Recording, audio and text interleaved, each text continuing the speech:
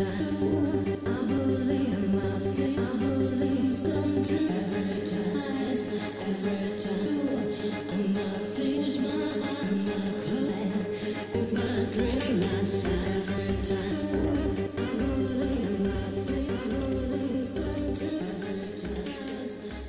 suis ravi de vous retrouver une nouvelle fois pour commenter la rétrospective de la manche numéro 2 de ce championnat TNM 2011. Cette deuxième manche s'est courue en Belgique sur le mythique circuit de Spa-Francorchamps. Et on avait pu, à l'occasion de la première manche, voir un classement pilote s'établir comme cela, avec FD, Bonjourno, Jay, Nico et Léopard Terreur constituant les 5 premiers de ce classement. À déplorer pour cette manche belge l'absence de FD, ce qui fait que le classement, à l'issue des 40 tours de cette deuxième manche, risque d'être bouleversé. On va tout de suite rentrer dans le vif du sujet avec la procédure de départ. Comme à l'accoutumée maintenant, les pilotes prennent le départ lancé derrière le safety car. Le safety car qui, là encore, avec l'équipe des commissaires, aura fait sur Spa un très grand travail, puisque le circuit est très piégeux et avec pas mal de virages en aveugle. Il était primordial de prévenir en amont les pilotes d'éventuels dangers. Lors du tour de lancement, à déplorer la sortie de piste de Riggy et la sortie de piste de Twain, ici venant percuter Timal. Hélas pour lui, je crois qu'il y aura une crevaison, donc il sera obligé de passer dans les stands avant même le départ. Il est donc 15 h, le safety rentre dans les stands et Dogstal, poleman de cette manche, prend le commandement de ce Grand Prix de Belgique, avec derrière lui Nico et Léopard Terreur, premier juge de paix, le virage de la source, un virage difficile quand le peloton est encore très groupé comme ça. En l'occurrence, tous les pilotes le passeront sans encombre, peut-être mis à part Vincent GTR2 ici, qui à l'issue de cette réaccélération un petit peu hasardeuse, passe par les stands, un endroit pas forcément logique, mais pour éviter de détruire son auto, il a préféré passer par ici. Il laisse bien évidemment tout le peloton passer et il reprend la file de la course. Au virage des Combes, là c'est Sergueï qui loupe son freinage, il trace tout droit. Il ne va pas forcément abîmer sa voiture, mais par contre c'est lors de sa rentrée en piste où il va venir percuter Jaliv, qui hélas pour lui n'aura rien demandé, mais il vient le percuter. Heureusement pour les deux pilotes, les deux voitures n'ont pas trop l'air endommagées, ils pourront poursuivre leur course. On est toujours dans le tour 1 bien évidemment. Et dans ce tour, Vincent veut attaquer pour reprendre un petit peu plus la place qu'il avait avant le départ, avant cet incident de course. Et il vient percuter les pneus de plein fouet. Et il fera un passage par les stands pour réparer son avant. On finit le tour 1 avec bien évidemment devant Dogstal, Nico, Jailbreak, Jay, Bonjourno, Léopard Terreur, l'Oscar, Bulls, Angelo, Tommy Gunn. Tous ces pilotes là vont vraiment être serrés du tour 2 au tour 6, et ça va être véritablement des échanges de positions qui vont avoir lieu, à l'image ici de Jailbreak qui va faire un dépassement pour prendre la deuxième place sur Nico au virage des Combes.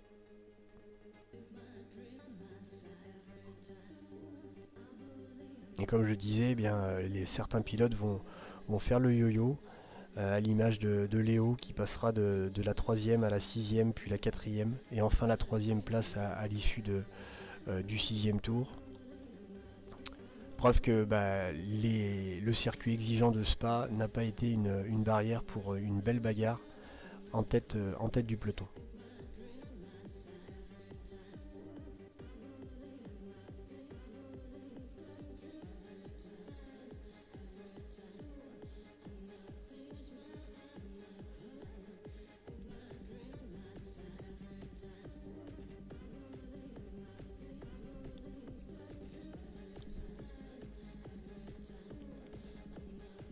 On va arriver à la fin du tour numéro 6. Hélas, Jaliv, qui lui avait eu une avarie lors du premier tour, ici va se sortir dans le grand gauche à fond. il va percuter le mur. Hélas pour lui, c'est la course qui se termine dans les pneus. Il en sera de même au tour numéro 13, 12 et 13 pour Blondhead et Twain. Ici Blondhead à l'image qui après de multiples percussions dans les rails eh bien, est obligé d'immobiliser sa Corvette.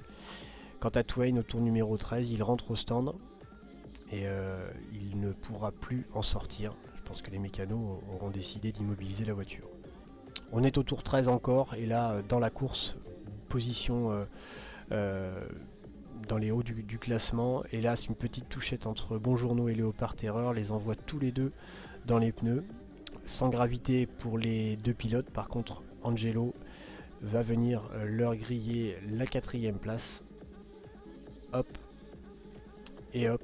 Voilà, le pilote tenant du titre vient prendre la 4e place à l'issue du 13e tour. On est toujours au tour 13. Nico est revenu sur Dogstal. Et il va tenter un dépassement pour prendre la tête. Toujours au virage des Combes qui, je pense, est un des virages importants à l'issue du gros freinage de la ligne droite. Les deux pilotes sont pratiquement en parallèle. Et à la faveur de la corde, eh bien, Nico passera. C'est très propre. Et c'est ce qu'on veut voir le plus souvent possible dans ces courses-là. Au tour 15, eh bien, Bonjourno et Léopard Terreur ont réussi à revenir sur Angelo pour essayer de reprendre leur 4e place, tout du moins. Mais c'est le tour qu'Angelo a décidé de prendre pour ravitailler. Les DBR9 avaient décidé de faire 2 ravitaillements sur cette manche de Spa. Et on va voir que le ravitaillement aura été l'un des acteurs principaux de cette manche de belge pour le gain de cette manche. Entre le tour 20 et le tour 22, eh bien, là on a Nico. C'est la valse des ravitaillements. Donc après les ravitaillements, eh bien, si on fait un point de la course, on a Jay, Nico, Léopard Terreur, Bonjourno.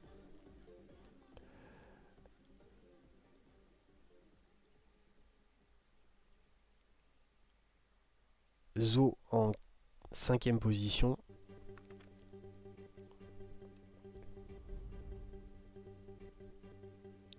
Bulls avec sa Nissan en 6e position.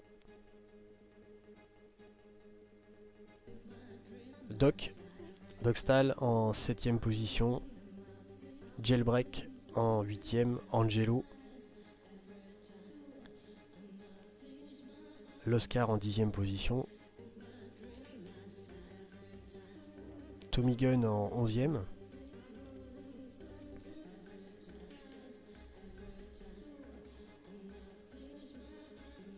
Fred Bull. Riggy. Timal. Vincent 14e. Et Torboyau en 15e. Au tour 30, eh bien, Zo rentre pour lui son 2e arrêt. Il perd sa 5e place à ce moment-là.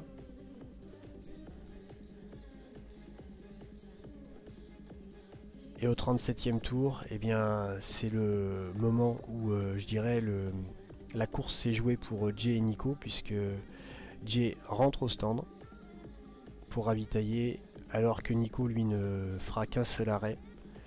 Et c'est ainsi que lui prendra la tête pour ne plus la lâcher du Grand Prix. Le 37e tour aura été à 3 tours de l'arrivée assez déplorant, enfin un tour maudit pour pas mal de pilotes. Ici Bulls, 3e de la course à ce moment-là, sort violemment dans le raidillon, il perdra le pare-choc, donc il se fera passer par pas mal de monde et il terminera 11e.